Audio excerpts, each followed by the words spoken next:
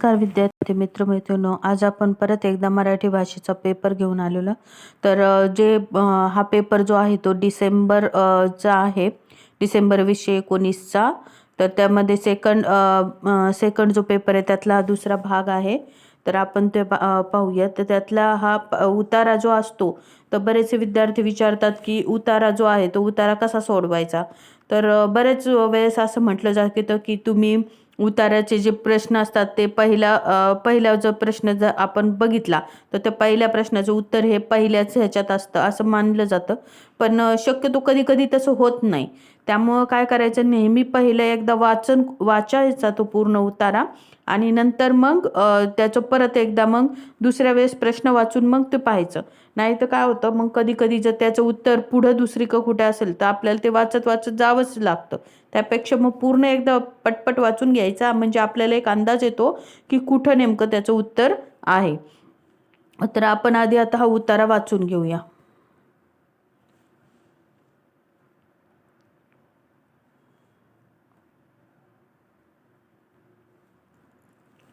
तर उतारा वाचू.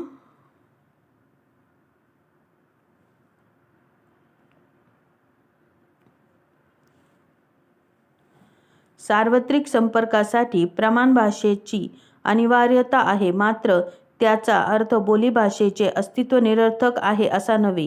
मुळात बोलीभाषेपासूनच प्रमाण भाषेची निर्मिती झाली आहे.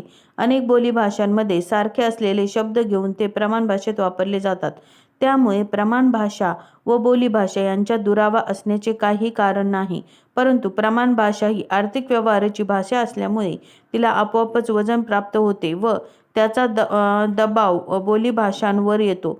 भारतासारख्या प्रचंड लोकसंख्येच्या देशात बोलीभाषा बोलणाऱ्यांची संख्याही कमी नसते. त्यामुळे त्यांचा आवाज त्यांच्या बोलीभाषेत ऐकला जाणे आवश्यक आहे. मराठीचे बोलीभाषा असलेले कोकणी भाषेचे उदाहरण घेतले तरी ही भाषा मुंबईपासून मंगलोरपर्यंत 6-7 प्रकारे बोलली जाते. मराठवाड्यातली मराठी तिथल्या 7 जिल्ह्यात 4-5 प्रकारे बोलली जाते. या सर्व बोलींमध्ये एक अंगभूत सौंदर्य आहे. या बोली तिथल्या मातीचा सुगंध आणि मानवी स्वभावाचे कंगोरे घेऊन जन्माला आल्या आहेत.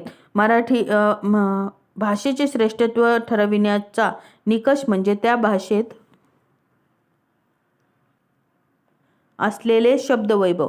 मराठीतल्या बोलीभाषा या शब्दवैभवाने नटलेल्या आहेत. आज प्रमाण मराठीवर हिंदी व इंग्रजीचे मोठ्या प्रमाणात आक्रमण होत आहे. मराठीतले अनेक शब्द मागे पडून त्यांच्या जागा इंग्रजी किंवा हिंदी शब्द घेत आहेत व त्याचा मराठी समाज अभिमान बाळगत आहे. मराठी शब्द प्रतिशब्द किंवा पारिभाषिक शब्द क्लिष्ट असतात असा आक्षेप घेतला जातो. तो खराही असू शकतो, पण त्यावर उपाय सोपा मराठी शब्द निर्माण करणे हा आहे. इंग्रजी किंवा हिंदी शब्द स्वीकारणे हा नाही. असे प्रतिशब्द निर्माण करण्यासाठी बरेच भाषातज्ञ संस्कृत भाषेचा आधार घेतात आणि त्यामुळेच बहुधा प्रतिशब्द दुर्बोध किंवा क्लिष्ट होत असावेत. पण संस्कृतऐवजी बोलीभाषेतून प्रतिशब्द घेतले तर मराठीचे मराठीपण टिकवणे अधिक सोपे होईल. आजकाल वापरात येणाऱ्या नव्या व आधुनिक साधनांना बोलीभाषात अनेक चपलक शब्द वापरले जातात. ते स्वीकारणे व वापरणे याला गावढळपणा मानण्याचे काही कारण नाही. मराठीत हिंदी किंवा इंग्रजी शब्द पर्याय म्हणून स्वीकारताना ते गावंढळासारखे स्वीकारले जातात. याचे प्रसिद्ध उदाहरण म्हणजे गर्व या शब्दाचा वापर. या शब्दाचा हिंदीतील अर्थ व मराठीतील अर्थ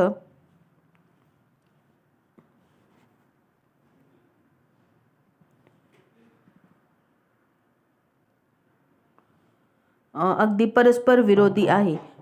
ज्या अर्थाने हा शब्द हिंदीत वापरला जातो त्याला मराठीत अभिमान असा शब्द आहे. गर्व, अभिमान, स्वाभिमान या शब्दांच्या भिन्न अर्थछटा मराठीत आहेत. त्या लक्षात घेऊन त्यांचा समर्पक वापर करण्याची सवय मराठी समाजाने लावून घेतली नाही तर मराठीचे भाषावैभव एके दिवशी लयाला जाईल आणि तिचे स्वरूप इंग्रजी किंवा हिंदीचे गुलाम भाषा असे होईल. बोलीभाषांच्या या दुर्दशेकडे लक्ष वेधण्यासाठी हे वर्ष बोलीभाषा वर्ष जाहीर करण्यात आले आहे. तर आपण या उतारा पाहिला. तर आता या उतार्यावरील आपण प्रश्न पाहूया की मराठीचे मराठीपण राखण्यासाठी काय केले पाहिजे. तर पहिलं ऑप्शन आहे संस्कृत भाषेचा आधार घेणे, दुसरं इंग्रजी शब्द पर्याय म्हणून वापरणे, तिसरं हिंदी शब्द पर्याय म्हणून वापरणे आणि बोलीभाषेतून शब्द घेणे. तर याचं बरोबर ऑप्शन आहे इथं पहा तुम्ही, इथं दिलेलं आहे की इंग्रजी शब्द स्वीकारण्यापेक्षा इथं दिलं आहे हे पहा, संस्कृतऐवजी बोलीभाषेतून प्रतिशब्द घेतले तर मराठीचे मराठीपण टिकवणे अगदी सोपे होईल. हे पहा इथं दिलेलं आहे संस्कृतऐवजी बोलीभाषेतून प्रतिशब्द घेतले तर मराठीचे मराठीपण टिकवणे अधिक सोपे होईल. म्हणजे अशा प्रकारे तुम्हाला काय करावं होतं, मग आपल्याला ते प्रश्नांची उत्तरं आपण शोधू शकतो. म्हणून आधी उत्तर एकदा वाचायचं आणि नंतर त्याचं आन्सर शोधायचं. तर म्हणजे याचा आन्सर तुम्हाला कळलं असेल की याचा आन्सर कोणता येतं, ऑप्शन क्रमांक 4 हे याचा आन्सर येतं. पुढचा प्रश्न पाहू. दुरावा शब्दाचा समानार्थी शब्द शोधा. तर ह्याचं मी हे केलेलं आहे व्हिडिओमध्ये, पण हा प्रश्न मी टाकलेला होता. तर याचा आन्सर आहे आन्सर क्रमांक 1. समानार्थी शब्द कोणता आहे, अंतर. दुरावा म्हणजे काय, अंतर.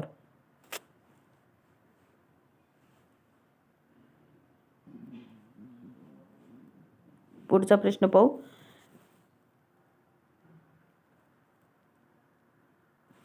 लेखिकेच्या मते पुढीलपैकी कोणत्या गोष्टीची सवय आपण लावून घेतली पाहिजे. पहिलं, शब्दाच्या विविध अर्थछटा विचारात घेऊन त्याचा समर्पक वापर करणे. दुसरं, इंग्रजी किंवा हिंदी शब्द स्वीकारणे. तिसरं, बोलीभाषेऐवजी संस्कृतमधून शब्द घेणे. आणि चौथं, नव्या व आधुनिक साधनांचा भाषेत वापर नाकारणे. तर याचं बरोबर ऑप्शन कोणतं येईल, इंग्रजी आणि हिंदी शब्द स्वीकारणे. तर जो पहिलं आहे शब्दांच्या विविध अर्थछटा विचारात घेऊन समर्पक वापर करणे, आणि दुसरं इंग्रजी किंवा हिंदी शब्द स्वीकारणे. बोलीभाषेऐवजी संस्कृतमधून शब्द घेणे. तर आता इंग्रजी आणि हिंदी शब्द स्वीकारणे तर नाही सांगितलेलं आहे, बोलीभाषेऐवजी संस्कृतमधून शब्द घेणे हे पण नाही सांगितलं. तर संस्कृतपेक्षा बोलीभाषेतून घ्या असं सांगितलेलं आहे.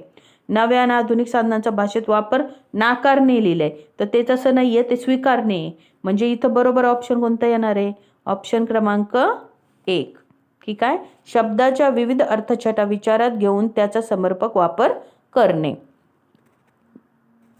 पुढचा प्रश्न पाहू. दुर्बोध या शब्दाची विरुद्धार्थी पर्याय शोधा. पहिलं आहे गूढ, दुसरं आहे क्लिष्ट, तिसरं आहे आकलनीय आणि चौथं आहे अनाकलनीय. तर याचं बरोबर ऑप्शन आहे ऑप्शन क्रमांक 4 अनाकलनीय.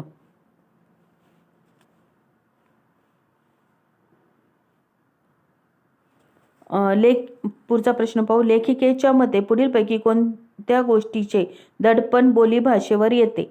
पहिले सार्वत्रिक संपर्काचे, दुसरं संस्कृत भाषेचे, तिसरे नव्या व आधुनिक साधनांचे आणि चौथं प्रमाण भाषेचे. तर याचं बरोबर ऑप्शन काय आहे की जी बोलीभाषा असते ते बोलीभाषेवर कशाचं दडपण येत असतं, तर ऑप्शन क्रमांक 4 प्रमाण भाषेचे दडपण हे बोलीभाषेवर येत असते. कारण प्रमाण भाषा जी असते ती आर्थिक व्यवहारामध्ये वापरली जात असते, त्यामुळे प्रमाण भाषेचे जे दडपण आहे ते बोलीभाषेवर येते. पुढचा प्रश्न पाहू. पुढीलपैकी कोणत्या उपक्रमातून भाषेचे श्रेष्ठत्व टिकवता येते. तर पहिलं दुर्बोधता निर्माण करणे, दुसरं शब्द वैभवाचे जतन, तिसरं क्लिष्टता टिकवणे आणि चौथं परकीय भाषेतील शब्द स्वीकारणे. तर भाषेचे श्रेष्ठत्व टिकवायला सांगितले, तर मग दुर्बोधता निर्माण केली श्रेष्ठत्व टिकेल का, नाही. क्लिष्टता जर त्या भाषेत असेल तर शब्द वैभव टिकेल का, नाही. परकीय भाषेतील शब्द स्वीकारले तरी आपल्या भाषेचं श्रेष्ठत्व टिकेल का, नाही. तर म्हणजे इथं बरोबर ऑप्शन कोणता आहे की ऑप्शन क्रमांक 2 की शब्द वैभवाचे जतन.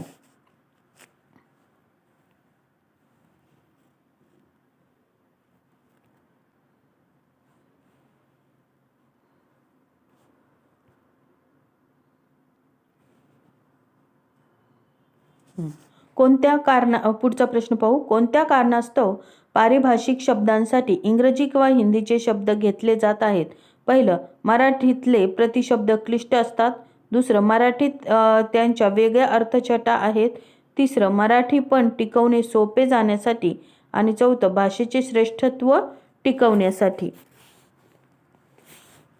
तर इथं काय सांगितलंय, कोणत्या कारणास्तव पारिभाषिक शब्दांसाठी इंग्रजी किंवा हिंदीचे शब्द घेतले जात आहेत. का घेतले जातात, तर मराठीच्या वेगळ्या अर्थछटा आहेत म्हणून घेतले जातात का, तर तसं नाही आहे. मराठी पण टिकवणे सोपे जावे म्हणून आहे का, तर नाही.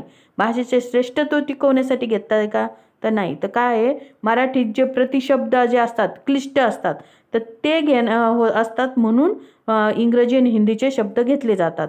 म्हणून याचा ऑप्शन कोणतं बरोबर येणार आहे, ऑप्शन क्रमांक 1 की मराठीतले प्रतिशब्द काय असतात, क्लिष्ट असतात. पुढचा प्रश्न पाहू. लेखिकेच्या मते पुढीलपैकी कोणत्या बाबींमुळे प्रमाण भाषेचे महत्त्व वाढते. तर पहिले, मातीचा सुगंध. दुसरं, आर्थिक व्यवहार. तिसरं, दुर्बोधता. आणि चौथं, शब्दवैभव. तर प्रमाण भाषेचे महत्त्व कधी वाढते, ज्यावेळेस मातीचा सुगंध येतो म्हणून वाढते का, दुर्बोधता असते म्हणून वाढते का, शब्दवैभव जास्त आहे म्हणून वाढते का, तर तसं नाही. ज्यावेळेस प्रमाण भाषा ही आर्थिक व्यवहारामध्ये वापरली जाते त्यावेळेस तिचे महत्त्व वाढते असे उत्तरामध्ये आहे. तर म्हणजे याचं ऑप्शन कोणतं येणार आहे बरोबर, ऑप्शन क्रमांक 2 की आर्थिक व्यवहारामुळे काय होतं, प्रमाण भाषेचे वैभव वाढते. तर आता पुढचा पण एक उतारा दिलेला आहे तर तो आपण वाचूया.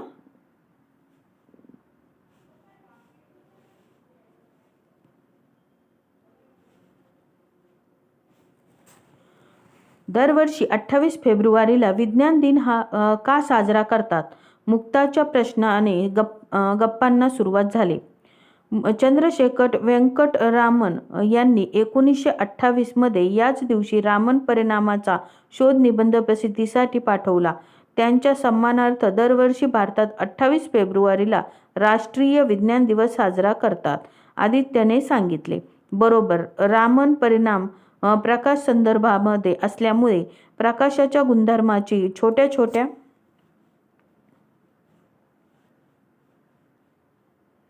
प्रयोगांमधून आपण ओळख करून घेऊ. नेहमी सरळ रेषेत जाणारा प्रकाश काही वेळा मात्र सरळ जात नाही. त्यामुळे होणारी गंमत आता पाहूया. असे म्हणत मुक्ताने एक कोरा कागद घेऊन त्यावर मार्करने 2 आडवे बाण काढले. तो कागद समोर धरत ती म्हणाली, हे दोन्ही बाण एकच दिशा दाखवत आहेत. मग मुक्ताने काचेच्या ग्लासात पाणी भरून तो कागद सर्वांना दिसेल असा धरत त्या ग्लासाच्या मागे नेला. आता काय झालं, मुक्ताने विचारले. खालच्या बाणाची दिशा उलटी दिसायला लागली. प्राजक्ता म्हणाली, ही जादू कशी झाली. ही जादू नाही, मुक्ता म्हणाली. एका माध्यमातून दुसऱ्या माध्यमात जाताना प्रकाश किरणांची दिशा बदलते. ग्लास ठेवण्याआधी कागदावरून निघालेला प्रकाश हवेतून थेट तुमच्या डोळ्यापर्यंत पोहोचत होता. पाणी भरलेला ग्लास मध्ये ठेवताच खालच्या बाणाकडून निघणारा प्रकाश आधी हवेतून, मग काचेतून, त्यानंतर पाण्यातून, मग काचेतून आणि शेवटी पुन्हा हवेतून प्रवास करत तुमच्या डोळ्यापर्यंत पोहोचला. या प्रवासात प्रत्येक वेळी एका माध्यमातून दुसऱ्या माध्यमात जाणाऱ्या प्रकाशानं दिशा बदलल्यामुळे अखेर त्या बाणाची दिशा उलटी दिसायला लागली. मुलांनी टाळ्या वाजवून मुक्ताच्या प्रयोगाला दाद दिली. प्रकाश हा तरंगांचा बनलेला असतो हे सर्वमान्य झाले का.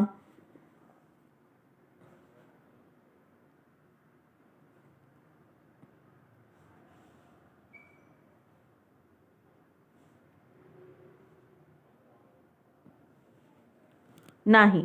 विद्याताई म्हणाली, प्रकाश कधी कणासारखा तर कधी तरंगासारखा वागतो असं वेगवेगळ्या प्रयोगांमधून आढळलं आहे.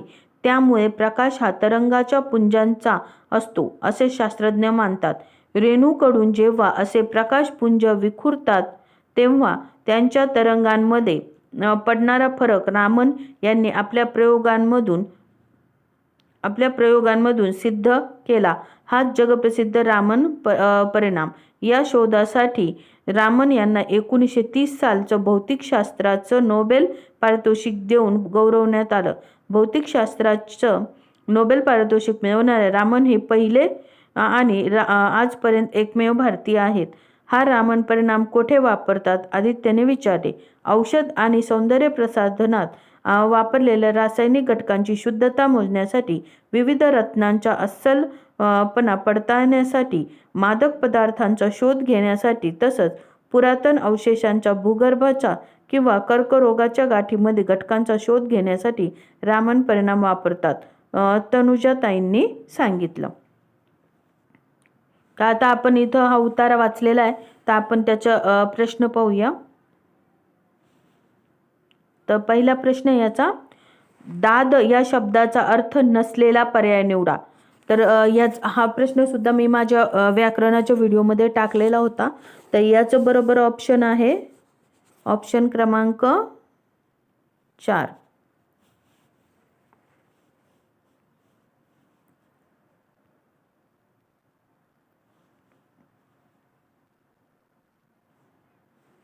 पुढचा प्रश्न पाहू. विज्ञान दिनाच्या औचित्याविषयीचा प्रश्न कोणी विचारला?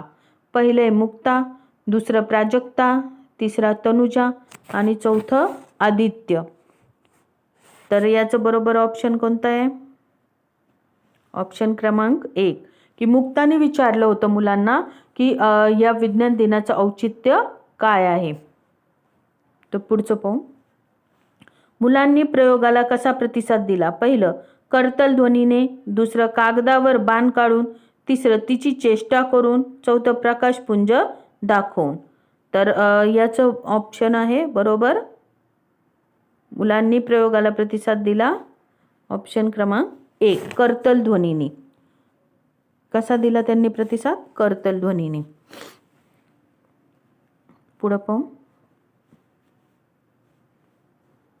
तर जर आपण पाहिलं याच्यामध्ये तर ते आपल्याला लगेच कळेल की कुठं त्यांनी काय म्हटलेले आहेत विद्यार्थी. मुक्ताने प्रश्न, विज्ञान दिवस साजरा का करतात असं प्रश्न मुक्ताने विचारला होता. म्हणून इथं पहिल्या याच्यामध्ये दिलेलं पण आहे की हा प्रश्न कुणी विचारला? मुक्ताने विचारलेला आहे. तर अशाच जर तुम्ही पाहिलं तर लगेच मग काय होतं की आपण एकदा जर वाचला उतारा किंवा आपल्याला लगेच ते उत्तर शोधण्यासाठी किंवा समजण्यासाठी पटपट समजतं की कोणत्या याचं कुठं उत्तर आहे. तर आपण पुढचा प्रश्न पाहूया. नोबेल पारितोषिक मिळवणारे रामन हे पहिले भारतीय आहेत. वाक्यातील अधोरेखित शब्दाची जात निवडा. तर हा प्रश्न सुद्धा मी माझ्या व्याकरणाच्या व्हिडिओत टाकलेला आहे. तर याचं बरोबर उत्तर आहे पहिले अलंकार, दुसरे विशेषण, तिसरे विभक्ती आणि चौथे सर्वनाम. तर याचं बरोबर उत्तर आहे ऑप्शन क्रमांक 2, विशेषण. पुढचा प्रश्न पाहू. मुक्ता प्रयोग करून दाखवते, त्यामागचे प्रयोजन कोणते? पहिलं नोबेल पारितोषिकाची माहिती देणे का प्रयोजन तिचं? दुसरं कागदावर बाण काढून दाखवणे हे तिचं प्रयोजन आहे का? तर नाही. म्हणजे पारितोषिकाची माहिती देणे हेही प्रयोजन नव्हतं, कागदावर बाण दाखवणे हे प्रयोजन नव्हतं. तिसरं प्रकाश परावर्तन समजावून सांगणे आणि चौथं सौंदर्य प्रसाधनांची माहिती देणे. तर आता चौथं जे सौंदर्य प्रसाधनांची माहिती देणे हे तिचं प्रयोजन होतं का? तर नाही. तो ऑप्शन क्रमांक 3 जे आहे, ऑप्शन क्रमांक 3 जे आहे ते काय आहे? प्रकाश परिवर्तनाची दिशा समजून सांगणं हे जे आहे ते तिचं काय होतं? परावर्तनाची दिशा समजून सांगणं हे तिचं काय होतं? त्यामागचं प्रयोजन होतं. हे आपण पाहिलेलं आहे वरच्या पॅराग्राफमध्ये की तिने 2 ॲरो काढून नंतर मध्ये ग्लास काच पाणी भरून ठेवला, मग ते कशी दिशा बदलली हे सांगितलं होतं. म्हणून प्रकाश परावर्तन समजून सांगणे. पुढचे प्रश्न पाहू.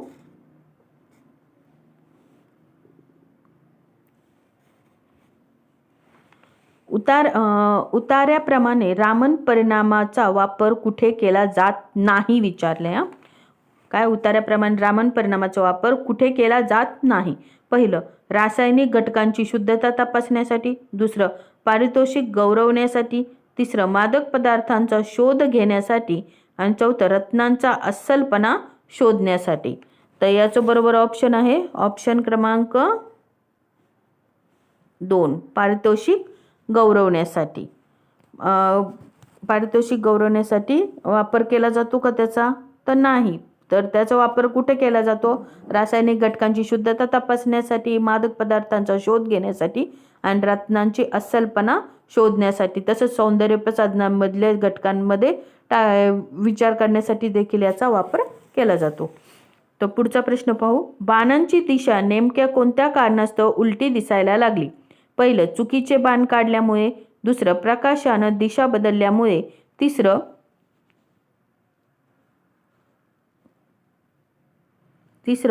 कागद ग्लासाच्या पुढे ठेवल्यामुळे. आणि चौथं, मुक्ताच्या प्रयोगशीलतेमुळे. तर याचं बरोबर ऑप्शन कोणतं येईल? तर याचं बरोबर ऑप्शन येईल ऑप्शन क्रमांक 2, प्रकाशानं दिशा बदलल्यामुळे. तर पहिलं काय होतं, प्रकाश सरळ जो होता त्या ॲरोचा, तर तो काय होत होता, ॲरोमुळं तो जो प्रकाश होता तो सरळ मुलांच्या काय होता एकदम दृष्टीत जात होता आणि त्या ॲरोची दिशा जी होती ती एकदम सरळ दिसत होती. परंतु ज्यावेळेस मध्ये काचेचा ग्लास, कागद हे सर्व आलं, पाणी आलं, मग त्यामुळे ती प्रकाशाची दिशा जी होती ती बदलली. म्हणून ह्याच्यामध्ये बरोबर ऑप्शन कोणतं आहे? प्रकाशाची दिशा बदलल्यामुळे. चला आपण पुढचे प्रश्न पाहू. आता आपले जे 2 उतार्यावरचे 15 प्रश्न झालेले आहेत. आता याच्यामध्ये अध्यापनशास्त्राचे जे प्रश्न आहेत ते आता आपण पाहू. तर याच्यामध्ये पहिला प्रश्न जो आहे, गहन वाचनामुळे विद्यार्थ्यांमध्ये खालीलपैकी कोणत्या गोष्टीत रुची निर्माण होते? म्हणजे गहन वाचन म्हणजे एकदम सखोल वाचन असे आपण म्हणू शकतो. पहिलं, अर्थ माहीत नसलेल्या शब्दांचा अर्थ शोधणे. दुसरं, मजकुरातील व्याकरण विषयक भाग अभ्यासणे. तिसरं, कविता पाठ करणे. आणि चौथं, मजकूर आनंदासाठी वाचणे.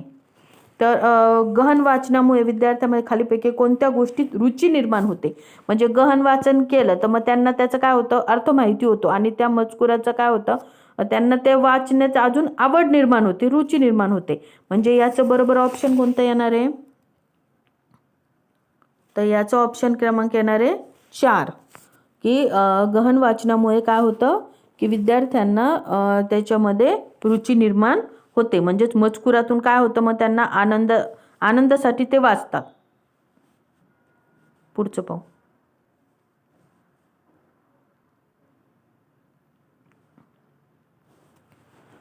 शिक्षिका लेहवरील धडा शिकविण्यास सुरुवात करणार असते.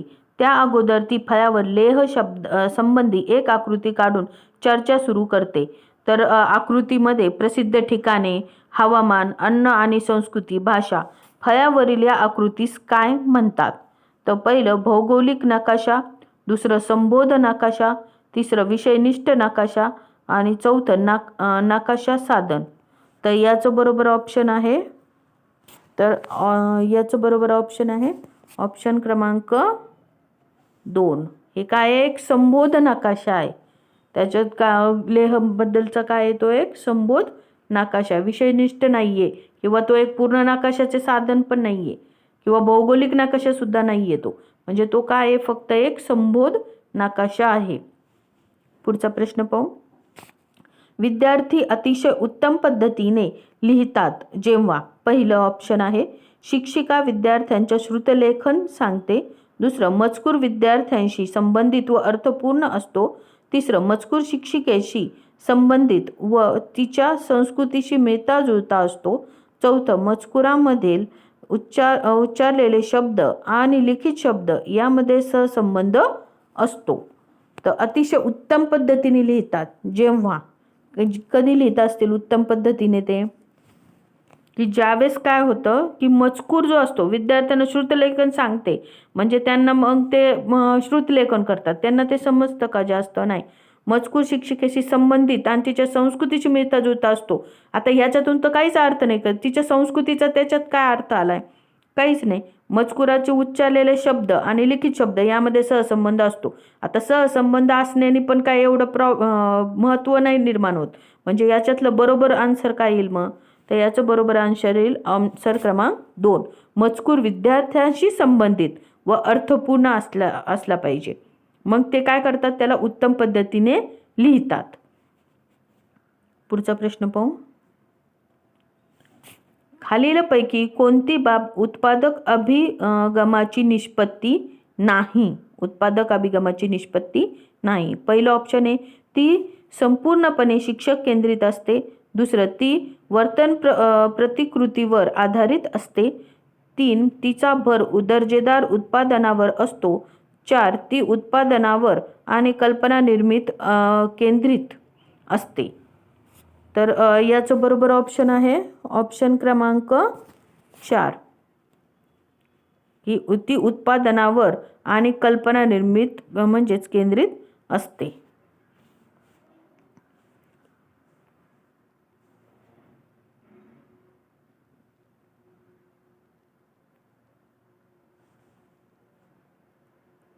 पुढचा प्रश्न पाहू.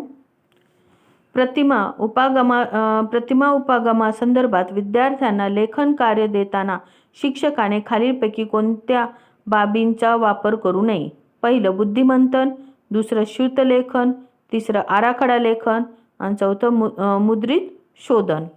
प्रतिमा उपागमा संदर्भामध्ये लेखन कार्य देताना कशाचा वापर करू नये? तर याचं बरोबर ऑप्शन आहे ऑप्शन क्रमांक 2, श्रुतलेखनाचा वापर त्यामध्ये करू नये. तर पुढचा प्रश्न पाहू. प्रत्येक भाषेच्या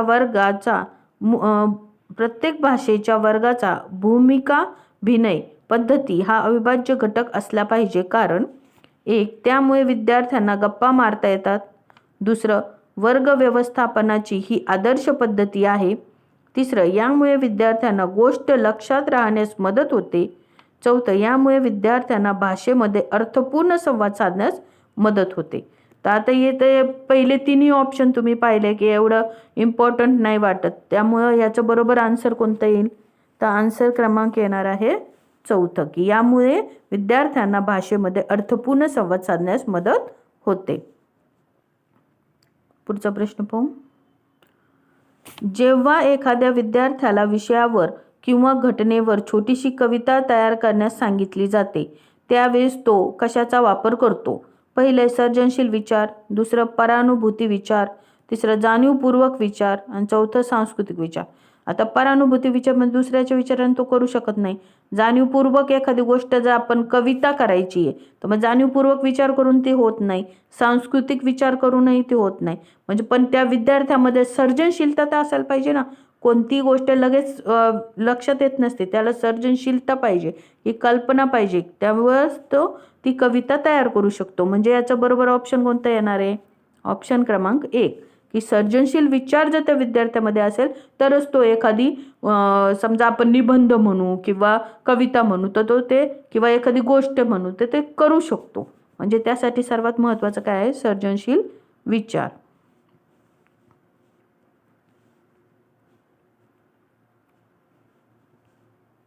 पुढचा प्रश्न पाहू.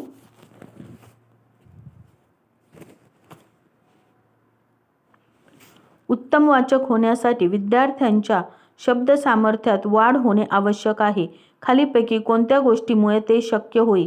पहिलं, विद्यार्थ्यांचे भरपूर शब्द तसेच समानार्थी व विरुद्धार्थी शब्द लक्षात ठेवावेत. दुसरं, नवीन शब्द अभ्यास, त्या शब्दाचा अर्थ शब्दकोशात पाहावा. तिसरं, विद्यार्थ्याने वाचन आलेले अवघड शब्द अधोरेखित करावेत व त्याचा वाक्यात उपयोग करावा. चौथं, विद्यार्थ्याने नवीन शब्दांच्या अर्थाचा संदर्भानुसार अंदाज करावा. तर याचं बरोबर ऑप्शन येईल की विद्यार्थ्याला काय सांगितलं? भरपूर शब्द. काय प्रश्न आहे की उत्तम वाचक होण्यासाठी विद्यार्थ्याच्या शब्द सामर्थ्यात वाढ होणे आवश्यक आहे. तर ते कशामुळे शक्य होऊ शकतं? तर समानार्थी विरुद्धार्थी शब्द जर लक्षात ठेवले तर होईल का? नाही. नवीन शब्द अभ्यास आणि त्या शब्दाचा अर्थकोशात जर तो प्रत्येक शब्दाचा अर्थ जर अर्थकोशात पाहत बसला तर ते शक्य होणार आहे का? नाही. तर विद्यार्थ्याचे वाचन असलेले अवघड शब्द अधोरेखित करावेत व त्याच्या वाक्यात उपयोग करावा. आता अधोरेखित करत बसला, वाक्यात उपयोग करत बसला तरी त्याला ते उत्तम वाचक होईल का तो? तर नाही. तर चौथा ऑप्शन पहा, विद्यार्थ्याने नवीन शब्दांच्या अर्थाचा संदर्भानुसार अंदाज करावा. म्हणजे एखादी गोष्ट जरी त्याला त्या माहीत नसल्या त्या शब्दाचा अर्थ आणि तो एखादी गोष्ट वाचत असला तर त्याला काय होईल? मग त्या संदर्भानुसार तो काय करेल? त्याचा अर्थ ग्रहण करतो. म्हणजे मग काय होतं? त्यातून त्याला वाचनाची आवड निर्माण होते आणि तो एक उत्तम वाचक बनू शकतो. म्हणजे याचा आन्सर काय येणार आहे? आन्सर क्रमांक 4, की विद्यार्थ्याचे नवीन शब्दाच्या अर्थाचे संदर्भानुसार अंदाज करावा. पुढचा प्रश्न पाहू.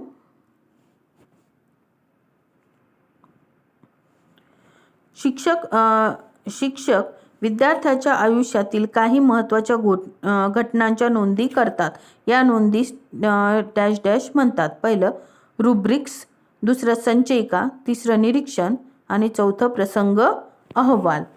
तर याचं बरोबर ऑप्शन आहे ऑप्शन क्रमांक 4, काय प्रसंग अहवाल. पुढचा प्रश्न पाहू. खालीलपैकी यशस्वी वक्तृत्व स्पर्धेचे लक्षण कोणते? पहिलं असमान विद्यार्थ्यांनी भाग घेणे, दुसरं विद्यार्थ्यांना बोलण्याची संधी देणे, तिसरं विद्यार्थ्यांना फक्त लक्ष्य भाषेला बोलण्यास सांगणे आणि चौथं प्रभावी वर्ग व्यवस्थापनासाठी उत्तम बोलणाऱ्या विद्यार्थ्यांना जास्त संधी देणे. तर याचं बरोबर ऑप्शन कोणतं येईल? तर असमान विद्यार्थ्यांना भाग घेणे. तर असं होईल का? असमान विद्यार्थ्यांना भाग घ्यायला लावून होणार आहे का? ते नाही. विद्यार्थ्यांना फक्त लक्ष्य भाषेतच बोलायला सांगितलं तर त्यांनी वक्तृत्व चांगलं होईल का? आणि त्या स्पर्धेचं लक्षण होईल का? नाही. तर याचं बरोबर ऑप्शन काय येईल की ऑप्शन क्रमांक 2 की विद्यार्थ्यांना बोलण्याची संधी तर दिली पाहिजे तरच त्यांचं वक्तृत्व सुधारेल आणि एक विद्यार्थी त्या वक्तृत्व स्पर्धेत भाग घेतील. पुढचा प्रश्न पाहू.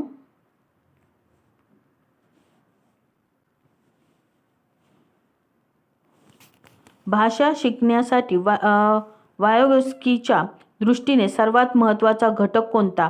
पहिलं सामाजिक अभिसरण, दुसरं पाठ्यपुस्तक, तिसरं रेडिओ आणि चौथं शब्दकोश. तर याचं बरोबर ऑप्शन आहे ऑप्शन क्रमांक 1 सामाजिक अभिसरण. म्हणजेच वायोगस्कीचं जे मत कधी जरी विचारलं ना तर ते सामाजिक त्यांचं असं मत होतं की जे लहान मूल जे आहे ते समाजातून लवकर भाषा आत्मसात करतं आणि त्याला लवकरात लवकर ती भाषा काय होतं ते ग्रहण करतं ते. म्हणून समाजामध्ये अभिसरण हे भाषा शिकण्याच्या दृष्टीने अत्यंत महत्त्वाचं आहे असं त्यांचं मत होतं. पुढचं पाहू.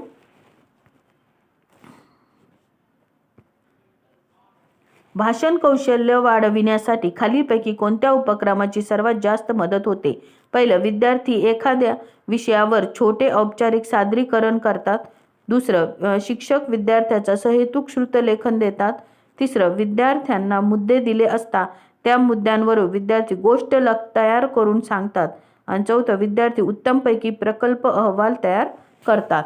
तर याचं बरोबर ऑप्शन येईल ऑप्शन क्रमांक 3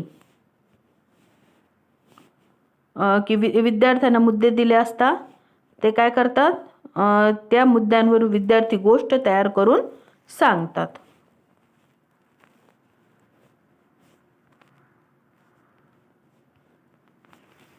पुढचा प्रश्न पाहू. खालीलपैकी कोणत्या पद्धतीने विद्यार्थ्यांना जुन्या ज्ञानाची नवीन मिळविलेल्या ज्ञानाशी आणि बाह्य जगतील लिहिले पण ते काय जो मिस्टेक होत असते प्रिंट मिस्टेक वातावरणाची सांगड घालता येईल. पहिलं अगोदरचे वाचन, दुसरं वाचत असतानाच, तिसरं वाचण्यापूर्वी आणि चौथं नंतरचे वाचन. तर याचं बरोबर ऑप्शन आहे ऑप्शन क्रमांक 4 नंतरचे वाचन. पुढचा प्रश्न पाहू. बोधात्मक सिद्धांतामुळे भाषा अतिशय परिणामकारकरित्या शिकतात जेव्हा पहिलं शिक्षिका संपूर्ण वर्ग नियंत्रण करते, विद्यार्थ्यांना कमी वाव देते, दुसरं शिक्षिका विद्यार्थ्यांना व्याकरणाचे नियम पाठ करण्यास प्रोत्साहन देते, तिसरं विद्यार्थी फळ्यावरील उत्तरे व्यवस्थितपणे उतरवून घेतात, चौथं शिक्षिका विद्यार्थ्यांना वेगवेगळ्या कौशल्यावर आधारित कृतींवर सहभागी होण्यास प्रोत्साहन देते. तर याचं बरोबर ऑप्शन आहे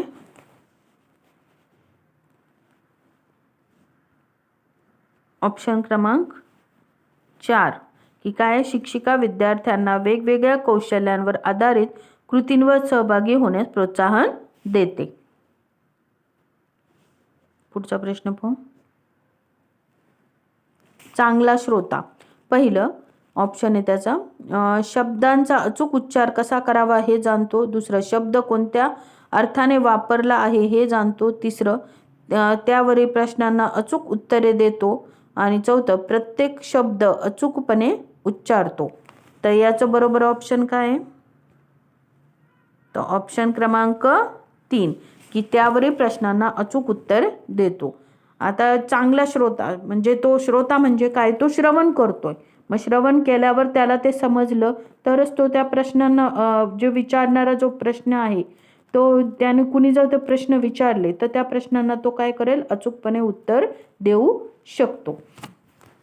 तर विद्यार्थी मित्रांनो, हा व्हिडिओ आता इथे संपलेला आहे. आजचा व्हिडिओ जर तुम्हाला आवडला असेल तर लाईक करा, शेअर करा आणि चॅनलला अजून सबस्क्राईब केलं नसेल तर सबस्क्राईब करा. धन्यवाद.